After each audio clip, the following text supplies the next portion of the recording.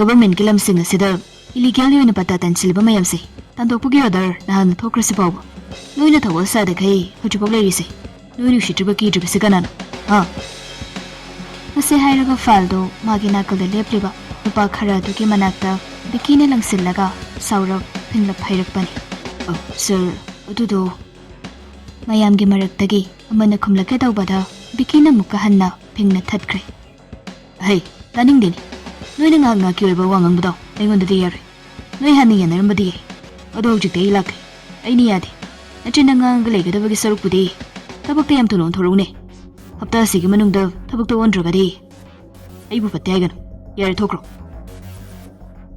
ase hairaga mayam adubo loina tanthore thoklakpada mayamdo amana amada haine us kaino handakisidi mawungam ni pura amana mukhaire as kem khalunu kedawage nongribagini khara leiraga adu mahau khanglakini atopa amana yare da taningde asagi khara strict oi bai se adu moira dawni ekoi se thabak se khara di yingsin madi phawani natradi konthi am cha dawri khangi angang khana jeibasidi officer oi supende he pumnamak adu thokraba matung biki da hogalaklaga office ka adu dagi thongnaw adu da yengthoraklaga wakhal ama khale mahi hairakpagi haunabi wakhal yam khangali tawbadabo yam thajadana masakse nupa malaga fajai masaka hena nali phibam murti wang chawraga ngawrok ngawi magi profession aduga chanaba formal anan basejai pumnamaka si oiduna so yamne itha thajada biki se kadai jaga da noma pinglapti tawi mangonda wajaga jagat ngangluba yade magi machindagi amuk ngangkheba wase aphabo oigera phatababu oigera aroibani mi amane pakhek chungsilaga mangonda wa ngang bangamde thaina dagi magi marup sing amade kalik singna mahakpu english ki wahaida no nonsense man haina khangnai nakal amarom dana imphal mayol dagi panglap lap nadi haithadabi khungang ni so haiba yada sohar ni so haiba yada ba jaga amada hangba library amada thabak tawbi laijasi aduki matik tappi mingamde mina thina chairaga so khumba ngamde aduna kari gumba ma tawrapku matamda mana phanna chumlaso khumdabanina mine hekta chumkhiboi aduga mana dumak aranba ta hawi tawbatabu mingamdabagi haunabi natrangama ichachali mondrangama adum tawduna laijasi nasi su library dagi suti matam oireduna yumgi lambi halakpadu odo amada tongduna lakbani library do Saturday oibagi nungthil pop-up chap chana suti tharakpani makuta bara pina bahaidana jajet paisiliba chumga jatpido adumak yenglaga atomta wakhal pangkhanda khali paisa choiba yaude hairadi kamain tawni side nuksana kamarol ama sabani tanja aduda nupi machin kanbi miyai chalibi kharaso otoda kakhalai kwa amumam so jab sairi amuk toiba jaroiga chap mane ya ga kyan me nama ita tade amana thokon silaklaga laijad haire nang mamang lekai gira makha lekai giro laijadu tingak tapli mamang lekai gini oh unthong na pharak tare dudi ibungo akhoi makha lekai gini mate ka mathinjilamone ko oto do mamang lekai gi oto ni makha lekai gi oto na amuk tongan bani driver du so khara ngangoi bagira natraga bhara pam bagira khangde neha khanjana ruraga hoi haina khumlei laijado mukke hena lawai sadkre hojik sodomak wakhal du khali as aina saina dukan dagi kanom leiraga ko kai thom dongni tawise aidiam tan dorida kamai tawni side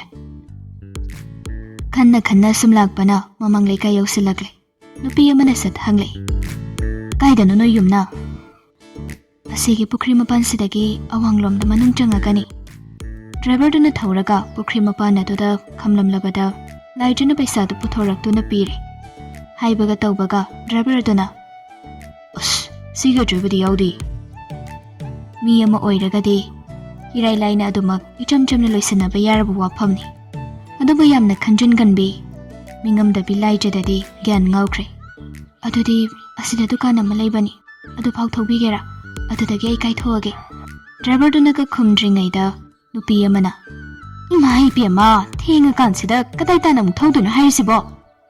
Laija Kumde, driver to Suthauragli. Uchina China, Dukan to Somo, Tonglon Dunalirami. Driver Dana. City Tonglolini. A trip of Pura Galapaya Dronangbo.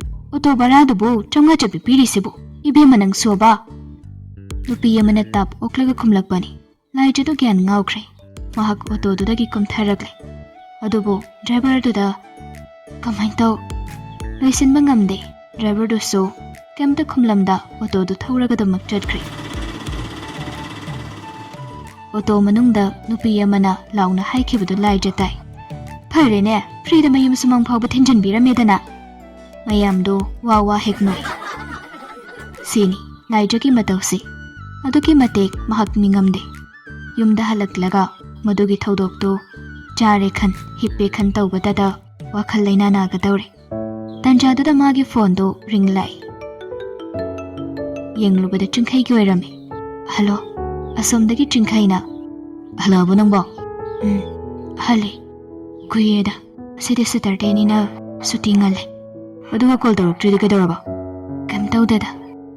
Wahadangak Sumi Pambani. I said I wonder Kanutang in a Tormini. Kaibuno. Chinkai dung I have to min lay Rakahanglay.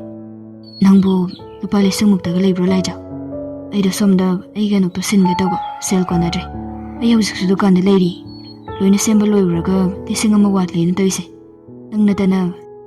ꯑꯩꯒꯤꯗꯤ ꯍꯪꯐꯝꯁꯨ ꯂꯩꯇꯦ ꯅꯠꯇ꯭ꯔꯥ ꯂꯥꯏꯖꯗꯨ ꯃꯥꯒꯤ ꯆꯪꯗꯕ ꯌꯥꯗꯕ ꯊꯕꯛꯇꯤ ꯂꯩꯕꯅꯤ ꯑꯗꯨꯕꯨ ꯆꯤꯡꯈꯩꯅ ꯍꯪꯖꯤꯜꯂꯛꯄꯗꯨꯗꯗꯤ ꯊꯩꯗꯣꯛꯄ ꯉꯝꯗ꯭ꯔꯗꯨꯅ ꯈꯨꯝꯂꯦ ꯍꯣꯏ ꯂꯩ ꯑꯩ ꯀꯥꯞꯄꯛꯀꯦ ꯍꯧꯖꯤꯛ ꯀꯥꯞꯄꯛꯇꯣꯏ ꯅꯠꯇ꯭ꯔꯣ ꯆꯤꯡꯈꯩꯗꯣ ꯑꯁꯣꯝꯗ ꯍꯔꯥꯎꯈ꯭ꯔꯦ ꯅꯣꯛꯂꯒ ꯗꯨꯀꯥꯟꯗ ꯂꯩ ꯍꯥꯏꯔꯒ ꯍꯧꯖꯤꯛ ꯀꯥꯞꯄꯛꯇꯣꯏꯔꯩ ꯅꯪꯁꯦ ꯅꯀꯣꯛꯁꯨ ꯌꯥꯎꯈꯤꯗ꯭ꯔꯦ ꯏꯕꯦꯝꯃ ꯀꯔꯦꯝꯅꯕ ꯂꯣꯏꯊꯣꯛꯂꯒ ꯆꯤꯡꯈꯩꯅ ꯑꯃꯨꯛꯀꯁꯨ ꯊꯦꯝꯕꯤꯗꯨꯅ ꯍꯥꯏꯔꯦ ꯐꯪꯖꯔꯁꯨ ꯅꯨꯡꯗꯤ ꯅꯨꯡꯁꯤꯌꯦ ꯅꯪꯁꯦ Pare, adudi kapsulo ko.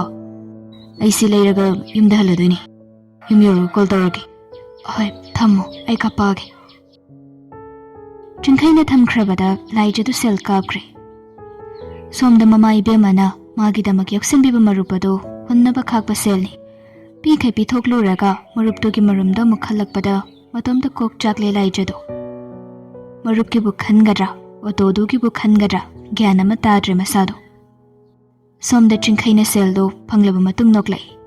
The Sangna Mahag, Mamanaba Mayamga, Jack Jana Nabagi, Selni, Laija Daki Lauribado. Jack Jana Gahairadi, Pira Array, Saunarani Kandona, Oida Bangangbani. Seldo Heklak Badagi, Mahak Kanamtana, Yelaktana Bahaidana, Fondo of Toxilaga, Matam the Sole. See you, Diana, Matokle journey. Upon Munapiko, you say, Amarum the Nundinungai Janiko. I not only don't know Yaba. Manadi, ay naman nung siya ni kay kanjariba. Ay na di magi mamanabi to the kiliba. Si manadi kang Japontin. Mana son ba do, nakal da lady pa mamana ba do na tara do na, hayre. Kang lagpanamita din ang kunukong ni kang dribo. Asmalo de, magi day na tana ato panupagalay po de. Mabuka nang ko'y widawrige. Gaday chuik churana. Ay na ko'y wirisay, maray bagyam tinparam ni. Tauno da, hay na doon ba? Mina sigumba icham jabi, ipang jabi ma pangjarani na kali. Aduga nang na, nang nga mabo, matong di hukte. Hayna mamana baduga, Chinkai ga punna noi.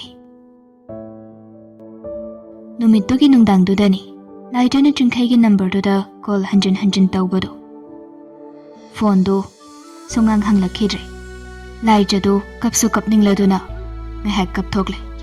Nung alam day pawbaw, mahag call tawrambani. Adubo hang malaktraba dudadi, wamalakladuna, mahagkada magtumthakra male.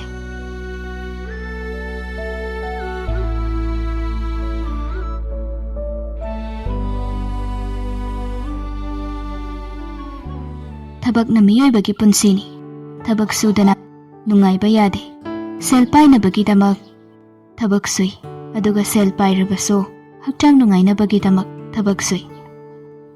Bikisi tabak tangaw wamini. Magi tabak asida mahagpukning lupi. Tauba tabo, mayam na kangnadaba, mahaki aronba masulayri.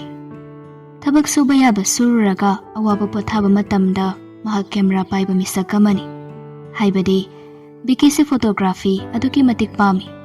ꯄꯣꯠ ꯑꯃꯠꯇ ꯂꯩꯔꯝꯕ ꯌꯥꯗꯦ꯫ Photo ꯀꯥꯞꯅꯕ ꯍꯥꯟꯅ ꯍꯦꯛꯇ ꯍꯣꯠꯅꯕ ꯃꯤꯁꯛꯅꯤ꯫ ꯃꯔꯨ ꯑꯣꯏꯅ ꯆꯤꯡꯌꯥ ꯇꯝꯌꯥ ꯅꯠꯇ꯭ꯔꯒꯅ ꯃꯍꯧꯁꯥꯒꯤ ꯐꯖꯕ ꯃꯐꯝꯗ ꯆꯠꯂꯒ ꯐꯣꯇꯣ ꯀꯥꯞꯄ ꯑꯗꯨꯛꯀꯤ ꯃꯇꯤꯛ ꯄꯥꯝꯃꯤ꯫ ꯉꯁꯤꯁꯤ ꯃꯥꯒꯤ ꯑꯣꯐꯤꯁꯀꯤ ꯁꯨꯇꯤ ꯑꯣꯏꯕꯗꯒꯤ ꯃꯍꯥꯛ ꯃꯁꯥ ꯃꯎ ꯁꯤꯠ ꯅꯥꯟꯅ ꯏꯔꯨ ꯃꯥꯏꯊꯖꯔꯒ ꯃꯐꯤ ꯃꯔꯣꯜ ꯅꯥꯟꯅ ꯁꯦꯠ ꯆꯥꯔꯒ ꯃꯃꯥꯏꯗ ꯃꯥꯛꯁ ꯑꯃ ꯎꯞꯁꯤꯟꯈ꯭ꯔꯦ꯫ ꯇꯨꯄꯤ ꯑꯃꯁꯨ ꯇꯥꯞ ꯄꯥꯏꯔꯒ ꯐꯠ ꯎꯞꯁꯤꯟꯈ꯭ꯔꯦ꯫ ꯑꯗꯨꯒ ꯃꯥꯒꯤ ꯌꯥꯝꯅ ꯆꯦꯛꯁꯤꯟꯅ ꯎꯐꯨꯜ ꯃꯔꯤꯛ ꯑꯃ ꯐꯥꯎꯕ ꯄꯥꯈꯟꯗ ꯊꯝꯂꯤꯕ ꯀꯦꯃꯦꯔꯥ ꯑꯗꯨꯕꯨ ꯂꯧꯊꯣꯛꯂꯒ ꯃꯥꯒꯤ ꯀꯥꯗꯒꯤ ꯊꯣꯛꯂꯛꯄꯅꯤ꯫ ꯕꯤꯀꯤꯒꯤ ꯑꯄꯣꯛꯄ ꯑꯃꯗꯤ ꯑꯄꯣꯛꯄꯤ ꯑꯅꯤꯃꯛ ꯇꯥꯏꯕꯪꯄꯥꯜ ꯊꯥꯗꯣꯛꯈ꯭ꯔꯕꯅꯤ꯫ ꯃꯌꯥꯝꯕꯒ ꯃꯇꯩꯃꯒ ꯃꯈꯣꯏꯒꯤ ꯃꯆꯥꯁꯤꯡꯒ ꯑꯃꯗꯤ ꯕꯤꯀꯤꯒ ꯃꯈꯣꯏ ꯈꯛꯇꯃꯛ ꯌꯨꯝꯗꯨꯗ ꯂꯩꯕꯅꯤ꯫ ꯊꯣꯛꯂꯛꯄꯗ ꯃꯇꯩꯃ ꯊꯥꯖꯅ, "ꯉꯁꯤ ꯌꯨꯝꯗ ꯒꯦꯁ ꯂꯥꯛꯀꯅꯤ ꯍꯥꯏꯔꯒ ꯅꯪꯅ ꯑꯃꯨꯛ ꯀꯗꯥꯏꯗ ꯆꯠꯂꯕ ꯑꯇꯣꯝꯕ?" ꯕꯤꯀꯤꯅ ꯌꯥꯝ ꯆꯤꯡꯂꯦꯝꯅ ꯑꯗꯨꯃꯛ ꯈꯨꯝꯂꯛꯂꯝꯃꯤ꯫ "ꯑꯩ ꯊꯕꯛ ꯑꯃꯒꯤꯅꯤ ꯏꯇꯩꯃ, ꯀꯨꯏꯔꯣꯏ." "ꯀꯨꯏꯔꯣꯏ ꯍꯥꯏꯔꯒ ꯅꯪ ꯑꯍꯤꯡ ꯍꯦꯛꯇ ꯇꯥꯏꯀꯣ ꯍꯜꯂꯛꯄꯗ?" ꯕꯤꯀꯤꯒꯤ ꯃꯇꯩꯕꯦꯝ ꯑꯁꯤ ꯑꯆꯥꯎꯔꯝ ꯈꯔ ꯑꯗꯨ ꯀꯥꯖꯔꯒ ꯃꯆꯤꯟ ꯈꯔ ꯑꯗꯨꯃꯛ ꯀꯟꯖꯕꯅꯤ꯫ ꯑꯗꯨꯕꯨ ꯕꯤꯀꯤꯅꯗꯤ ꯅꯣꯡꯃꯇ ꯈꯣꯏꯈꯥ ꯂꯤꯡꯈꯥ ꯊꯥꯗꯦ꯫ ꯃꯃꯥꯃꯛꯅꯤ ꯑꯗꯨꯃꯛ ꯈꯟꯖꯩ꯫ "ꯉꯁꯤꯗꯤ ꯉꯜꯂꯛꯀꯅꯤ ꯏꯇꯩꯃ, ꯑꯩ ꯑꯁ꯭ꯋꯥꯏꯐꯥꯎꯗꯪ ꯐꯠ ꯍꯥꯏꯗꯣꯛꯂꯨꯒꯗꯧꯕꯅꯤ." "ꯕꯦꯒ ꯑꯃ ꯌꯥꯜꯂꯤꯗꯨꯅ ꯑꯃꯨꯛ ꯀꯔꯤ ꯍꯥꯞꯄꯤꯅꯣ?" ꯃꯇꯩꯃꯅ ꯍꯪꯂꯛꯂꯤꯕꯗꯣ ꯃꯥꯒꯤ ꯀꯦꯃꯦꯔꯥ ꯍꯥꯞꯂꯤꯕ ꯕꯦꯒ ꯑꯗꯨꯕꯨꯅꯤ꯫ ꯃꯈꯣꯏ ꯀꯅꯥ ꯑꯃꯠꯇꯅ ꯃꯥꯒꯤ ꯑꯁꯤꯒꯨꯝꯕ ꯑꯔꯣꯟꯕꯁꯤ ꯈꯪꯗꯦ꯫ ꯕꯤꯀꯤꯅ ꯒꯥꯔꯤꯒꯤ ꯊꯣꯡꯗꯣ ꯍꯥꯡꯅ "ꯑꯩꯒꯤ ꯄꯣꯠꯆꯩ ꯈꯔ ꯍꯥꯞꯄꯅꯤ, ꯐꯔꯦ ꯑꯩ ꯊꯣꯛꯅꯕ ꯇꯧꯔꯒꯦ ꯏꯇꯩꯃ." ꯍꯥꯏꯅ ꯒꯥꯔꯤ ꯁ꯭ꯇꯥꯔꯠ ꯇꯧꯕ ꯍꯧꯈꯤꯗꯨꯅ ꯊꯧꯕ ꯍꯧꯈ꯭ꯔꯦ꯫ ꯊꯥꯖꯅ ꯂꯥꯎꯗꯨꯅ ꯍꯥꯏꯍꯧꯏ, "ꯑꯍꯩ, ꯅꯪ ꯎꯅꯒꯦ ꯍꯥꯏꯕꯅꯤꯀꯣ, ꯍꯥꯟꯅꯁꯨ ꯂꯥꯛꯑꯝꯃꯕꯅꯤ, 3-4ꯔꯛ ꯁꯨꯔꯝꯃꯅꯤ꯫ ꯅꯪꯅ ꯅꯣꯡꯃꯇ ꯃꯇꯝ ꯆꯥꯅ ꯍꯜꯂꯛꯇꯕꯗꯨꯒꯤ ꯑꯗꯨꯝ ꯎꯅꯗꯕꯤ ꯂꯩꯔꯕꯅꯤ꯫ ꯉꯁꯤꯗꯤ ꯌꯥꯔꯣꯏꯀꯣ, ꯃꯇꯝ ꯆꯥꯅ ꯍꯜꯂꯛꯀꯗꯧꯕꯅꯤ." ꯕꯤꯀꯤꯅ ꯒꯦꯠ ꯋꯥꯡꯃ ꯂꯥꯟꯈ꯭ꯔꯕꯗ ꯃꯇꯩꯕꯦꯝ ꯑꯃꯅ ꯃꯇꯣꯝꯇ ꯁꯣꯜꯂꯤ꯫ "ꯃꯁꯤꯕꯨ ꯊꯕꯛ ꯏꯪꯈꯥꯡ ꯆꯥꯎꯅ ꯇꯧꯗꯅ ꯂꯩꯕꯥꯛꯀꯤ ꯊꯧꯒꯥꯏꯁꯨ ꯄꯨꯔꯦ, ꯑꯗꯨꯕꯨ ꯀꯗꯥꯏꯗꯅꯣ ꯑꯃ ꯑꯉꯥꯡ ꯃꯆꯥꯗꯧꯅ ꯋꯥ ꯉꯥꯡꯅꯕ ꯌꯥꯗꯕ ꯑꯃ ꯌꯥꯎꯔꯤꯅꯤ ꯃꯁꯤꯕꯣ." ꯍꯥꯏꯅ ꯃꯇꯩꯃꯗꯨ ꯏꯃꯨꯡꯗ ꯆꯪꯈ꯭ꯔꯦ꯫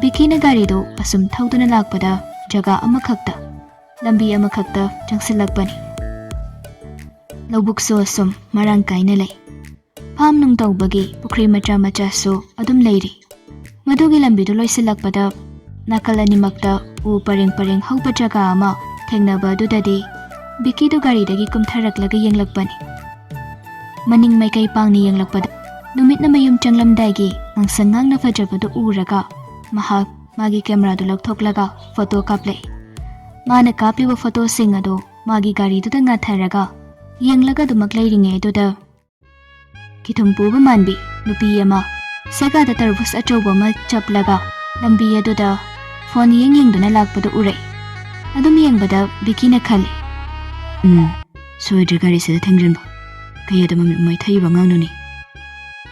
ꯍꯥꯏꯕꯒ ꯇꯧꯕꯒ ꯎꯆꯤꯟꯅꯥꯆꯤꯟꯅ ꯒꯥꯔꯤꯗꯨꯗꯗꯤ ꯊꯦꯡꯖꯤꯜꯂꯛꯇ꯭ꯔꯗꯨꯅ ꯂꯝꯕꯤꯗ ꯂꯩꯔꯤꯕ ꯀꯣꯡꯀꯨꯠ ꯑꯃꯗ ꯈꯨꯗꯤ ꯊꯤꯔꯒ ꯂꯩꯃꯥꯏꯗꯨꯗ ꯎꯄ꯭ꯔꯥꯡ ꯁꯤꯠꯂꯤ꯫ ꯐꯣꯟ ꯃꯃꯥꯏꯗꯨꯁꯨ ꯀꯥꯏꯔꯦ, ꯑꯗꯨꯒ ꯇꯔꯕꯨꯁꯇꯨꯁꯨ ꯄꯨꯡꯆꯥꯏ ꯍꯦꯛ ꯆꯥꯏꯔꯦ꯫ "ꯁꯤꯕ ꯇꯥꯔꯦꯅꯦꯍꯦ, ꯀꯩꯅꯣꯅꯦ, ꯑꯉꯥꯡꯅꯦꯅ ꯅꯃꯥꯏ ꯅꯃꯤꯠ ꯍꯦꯛ ꯊꯗꯅ, ꯐꯣꯟ ꯄꯥꯏꯔꯤꯅꯤꯅ ꯋꯥꯊꯤ ꯋꯥꯔꯦꯝꯗ ꯄꯥꯏꯔꯕꯅꯤꯅ ꯁꯤꯕ ꯆꯪꯕ ꯑꯝꯇ ꯈꯪꯗ꯭ꯔꯦꯅꯦ."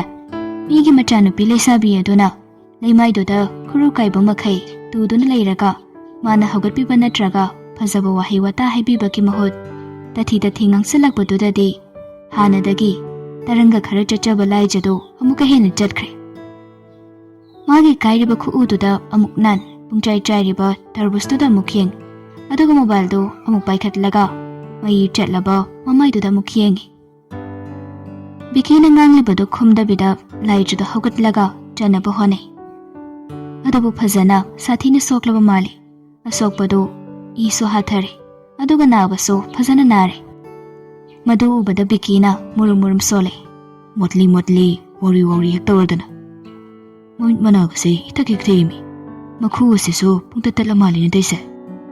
ꯑꯁꯤ ꯍꯥꯏꯔꯒ ꯆꯪꯁꯤꯜꯂꯛꯇꯨꯅ ꯍꯪꯂꯛꯏ, "ꯍꯧꯒꯠ ꯉꯝꯗ꯭ꯔꯕ? ꯀꯗꯥꯏꯗꯩ ꯉꯝꯃꯨꯅꯤꯒꯦ? ꯏꯪꯅ ꯁꯥꯔꯤ. ꯅꯣꯏꯒꯤ ꯗꯤꯁꯄꯦꯟꯁꯔꯤ ꯀꯥꯏ ꯂꯩꯒꯦ? ꯑꯗꯨꯐꯥꯎ ꯊꯤꯟꯒꯦ ꯂꯥꯎ. ꯍꯤꯗꯥꯛ ꯂꯥꯡꯊꯛ ꯀꯥꯞꯄꯒ ꯐꯣꯠꯇ꯭ꯔꯗꯤ ꯌꯥꯔꯣꯏꯗꯧꯔꯤ." ꯈꯣꯟꯅꯒ ꯈꯣꯟ ꯍꯥꯎꯇꯕꯅꯤ꯫ ꯂꯥꯏꯖꯗꯨ ꯋꯥ ꯉꯥꯡꯖꯕ ꯉꯝꯖꯗ꯭ꯔꯗꯨꯅ ꯇꯨꯃꯤꯟ ꯂꯩꯖꯔꯒꯁꯨ ꯁꯥꯎꯅꯤꯡꯕꯗꯤ ꯄꯣꯛꯆꯔꯤ꯫ ꯇꯞꯂꯤ, "ꯌꯥꯔꯅꯤ." ꯑꯁꯤ ꯍꯥꯏꯔꯒ ꯃꯈꯣꯡ ꯊꯥꯡꯒꯦ ꯇꯧꯕꯗꯨꯗ ꯊꯥꯡꯕ ꯉꯝꯗ꯭ꯔꯗꯨꯅ ꯑꯃꯨꯛꯀ ꯇꯨꯒꯦ ꯇꯧꯕꯅꯤ꯫ Bikini yam hangoina fruit machi amada tap pairaga haire. Yani nang, yani ba? Gari da kaukse, ngang ni kaina. Laijado khoidodi yam sauningli. Aduba chatpa ngamdrabadudadi mahak khumdabi Bikina puriba gari aduda kagre. Mahakbu Bikina gari mamangda ka phamhande, maningdoina phamhalli. Hangoiriba haibadu oira male. Aduga dispensary tamna gari du thawkre. Dispensary yoraklabada Bikina doctor ama leiramba aduga tanaraga laijagi asokpa adubu ningthini hidak langthak haplaga fodli. Folinena tawridusu checkmo kamta haide. Ikairibra natraga naba phawdribra khangde. Unglaga matomta dumak phamlaga leiri. Doctor dunasu laknabai kari wai. Ai ngasigi patient sidi onthona kankre da taise. Laijadu haujiksu adumak khumde tarang marang amada adumak leiri. Bikina madu ubada nasona nasole. Khangde da doctor. Natrang khara chatpa ngangle kaino. Gyan menam tade. Doctor dusu khumdabi nokthore. Loirabada Bikina laijabu garida mukhapkatlaga puraktuna nasaigi jagaduda lai. Lambiduda hangai. Yumdi kaidina nangbo yumpau thilamage. Laijana soli soli tapli tapli. Asigi lairaksidagini geta sangmana panba malaibado. Get yaurakpadadi nasai nganglamdaba laijado aphinga phayoina. Yarni ayudum changjarage sidaidi yari. Kaino sumang photoksingedana nakongdo yadoribro. Yani yumnami ka namle haudi mino uraga magi wata aduda Bikina chere.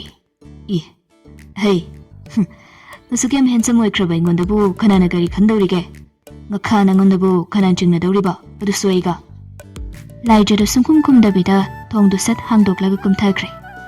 Sekli mateka machatlaga Bikida tunghanduna amuktang yenglami. Aduga gate manungda changkre. Biki so haifet yenglamlaga soramu hondoktuna mafam adudagi garidu thawdoragle.